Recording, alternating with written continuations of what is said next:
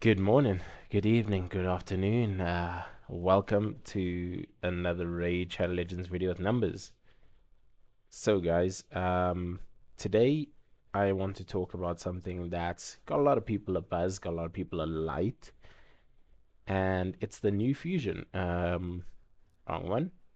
Granyt Doorkeep. Okay. Yeah, so he's an HP based damage dealer basically, but also support. So it's kind of a weird let's go to his actual character over here. It'll just be a bit easier. Where the heck are you, Granite? There you are. Alright, so this is him. Like I said, he's an HP based champion. That's what I'll call him for now. I've seen some videos, I've seen some reviews, I've seen some showcases on him, and he's not terrible. He's not great. He's kind of in the middle as a champ. It's not someone you would risk your account to get, but it's also someone that you wouldn't necessarily like to miss out on if possible. So yeah, that's my current take on him. But with the way the game currently is, with the events that's happening and the events to come and what we do and don't know, you have to ask yourself, is it worth putting out for this guy, Mr. Doorkeep, or do you save your resources, save your shards, save your everything pretty much, and just wait it out for the turtle? Leo, maybe Raphael if you're lucky. I don't know. He might also have an event, but I think Leo's the big one everybody's waiting for. So we're gonna speak more about Leo in terms of champs that you're waiting to try and get. Um, so yeah, if we go over to Leo, his Shadowkin. So Leo is a void-based defense damage dealer. He's also the Unity champion for the Turtles. Got some support kind of buffs that he can bring as well. So he's a pretty decent all-round champion, and he doesn't necessarily only have to be used with the Turtles. As you can see, his ratings are really good. Really, really good. 4.8, 4.9, kind of across the board. It's only about 200 people who got him right now, so ratings might be a little bit skewed depending on who has him and what kind of stage their account is at. But I definitely think for mid game, even some late game players, he's a really useful champ. He's got the A1 double hit, will repeat against a random enemy. Also has defense ignoring on it. A2 brings tons of good buffs for himself and your team. It's on a 3-turn cooldown. A3 is his unity skill. It's an AoE attack. It slaps really hard. It's on a 3-turn cooldown, so that's really good. He's got a buzz strip as well. So, yeah. And then he's got the passive that places stone skin on him. So, really solid champ, really strong champ. And I think most of all, Leo is an exclusive champ. That's what I'm looking for.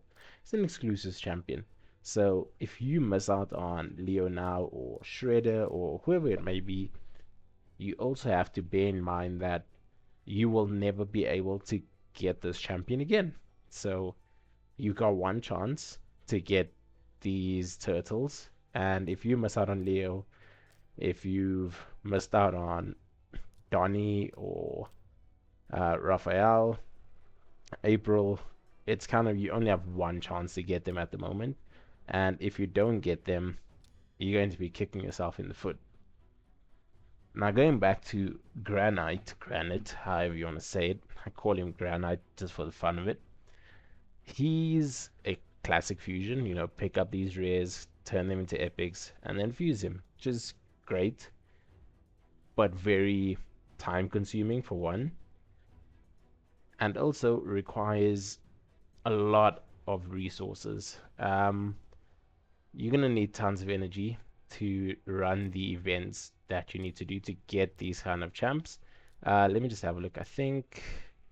Okay, so Glade Wolf, it is a void champ. That's also another thing you need to be aware of. The rare is a void champ. The epic is a general force affinity, so easier to get. But the rare is a void champ, so chances that you're pulling this rare from shards, given this we just had a nice big void event, are very low. You have a higher chance of pulling the epic, which is great if you do. If you get lucky and you pull, let's say, 2 or 3 of this epic copy, then I suppose you might as well go for the fusion, because you'll only need a handful of events to be completed. But if you don't get lucky and get some of these epics, or 1 or 2 of these epics, I think it's for me personally an easy skip. Um, he doesn't bring anything that's necessarily going to make me push hard to get him on the account. He's A1. It's great. It's a triple hit, so good for Fire Knight, ignores defense, great, and has a chance to remove buffs. Great for tons of areas, good for arena because he can kind of strip you with his A1. So I don't know if you get counter attacks going on him or if you get ally attacks, he's going to do really well. But again, not a lot of use for that. There's tons of other good arena champions that you can use that can do buff removal. If you don't have a buff remover, I still don't think he's really worth it, because of the current state of all the events that are happening one after another. I don't think it's worth risking losing out on Leo to go for him. He's A2. AoE places increased accuracy on all allies before attacking. That's good. That's cool for teams like PvE content where you just need that little bit of accuracy to land your debuffs. Has decreased defense and block buffs. Is that 100%? That's 100%. It's a 3-turn cooldown. Good for Hydra. Can be used in Chimera in a sense with the accuracy increase, but not really necessary. But decreased defense block buffs is really good for Hydra, second team, maybe even first team if you just don't have it with like an Ugo or something. So yeah, it could be really useful. His A3 is a single target hit before attacking, removes all debuffs from himself, so he's got a nice cleanse. Then he places a shatter and increased crit damage buff on all allies. For those of you who don't remember, let's go to shatter. It's one of the buffs that were brought in with Kurosa, the mythical champion from the last event dungeon. And it's pretty strong. Here we go. Increases a champion's ignore defense by either 7.5 or 15. So he brings the big 15% shatter. So an extra 15% ignore defense is massive, right? And that's on all allies. So you're definitely going to be dealing tons more damage putting him in your team, purely for the shatter. So in Hydra you're going to be smacking just that little bit harder, etc. For PvP though, ignores unkillable, stone skin, and block damage. If a target is not under any of those, it's an extra 100% damage for the single target hitter. It's a 4-turn cooldown. Get an extra turn if you kill an enemy. Let's go over to his passive, Stone-Faced. At the start of his turn, removes hard CCs and increases his damage inflicted against targets with no buffs on them by 20%. Yeah, so he's pretty good. Pretty nice kid. He's just not dealing tons of damage, and a lot of the times with HP based nukers, that's the biggest issue they have. They just don't smack hard enough. I mean, there's a few of them that do really well, but there's a lot of them that don't. Give you some examples, or an example. I don't have one, but there was one that's also pretty new, and it's Arashi, the Riptide. If he can load in, there we go. It wasn't a fusion, but it was brought in alongside some extra champs from an event. And he looked really cool, man. He had a very big arena aura, um, decent HP, and he relied a lot on his perfect veil skill to be active. But he did a lot of damage. Ignores defense. I mean, 25% ignore defense, shield, strengthen. Also ignores stone skin if he's under veil. So he brought a lot. He brought tons of really strong hitting, or what skills that seem to be really strong when they hit. But he never really lived up to the expectation. I've come up against him in a few arena battles, but he's never really been that champion. Someone like Ishiyama as well. He was a fusion. Again, HP based nuker. He was also supposed to be kind of meta changing with, well, not meta changing, but really able to kind of lock out some champions to keep your team alive.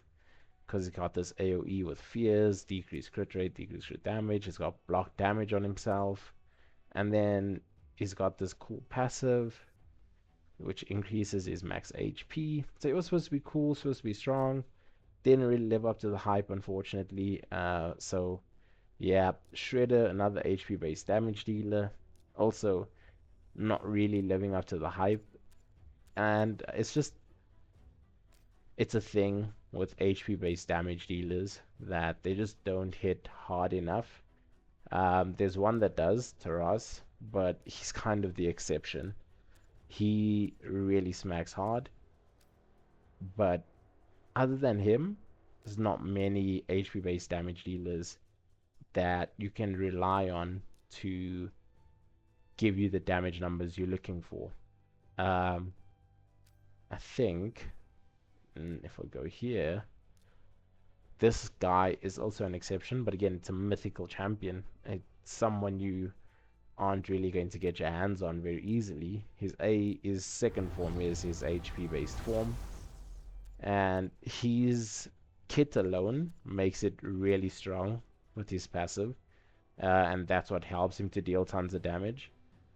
But yeah, HP based damage dealers are not really the best, and I don't think Granyt is going to be account changing for anyone that does get him, because he just does not bring enough to the table.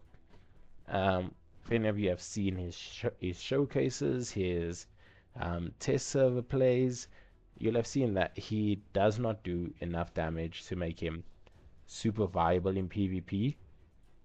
And secondly, in order to do this buff strip, you really need him to have amazing accuracy.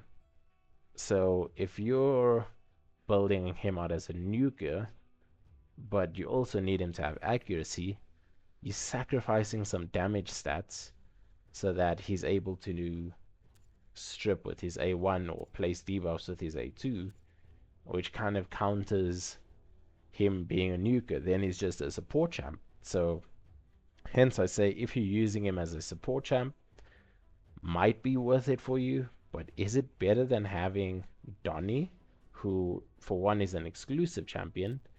So there's no way after the TMNT raid collab, there's no way to get Leo. Sorry, no way to get Leo again after the collab. If you miss out on him, he's gone. It's done. Similar to the Blade Masters. Yeah, you really have to capitalize on it happening now. Similar to like He-Man. He-Man was a paid for champ.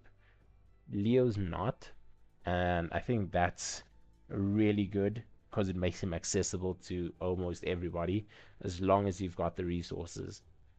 So yeah, I think my little 2 cents of wisdom from a mid-game account who is also free to play. I've been stacking up. I've obviously pulled some voids with the 2x event that came around, but I've been stacking up some sacreds. I've been stacking up some primals. I don't have much in the way of souls though, but I've stacked up a decent amount of resources so that when this Donny fusion or hero path or whatever the case it may be, when it comes around, my account will be ready to take it on and hopefully get him, because he is such an exclusive champion, and because we were given um, two of the turtles for free. It's this. So we got, well, not for free. One was free, which was Mikey, really nice, and then Donnie was the fusion. So because you already have two, even if you miss out on someone like Raphael, and you just get Leo along with the other two, you still get this two turtle ally bonus, which gives you an increase in the damage dealt and ignore defense effect. So that's my 2 cents. Rather skip the fusion, run the events like the dungeons just for 2x boost on gear, whatever the case may be. Get yourself some nice gear pieces, but don't put out for summon rushes and all of that, because there's no need. There really is no need to strain your account, and get a champ that, who knows, down the line you might just pull from an ancient shard or a sacred shard in the future, and then you've just wasted all your resources on a champ that you could still pull one day in the future. So yeah, that's it for me, guys. Hope you guys kind of opened your mind to what you want to do for this fusion. It has already started. It kicked off today. It's Gear Hunters and Fire Knight. So the fusion's on. If you're going for him, you better get started with your farming. If you're not, if you're saving, then yeah, we are all waiting for October. Until then, I will see you guys later. Cheers.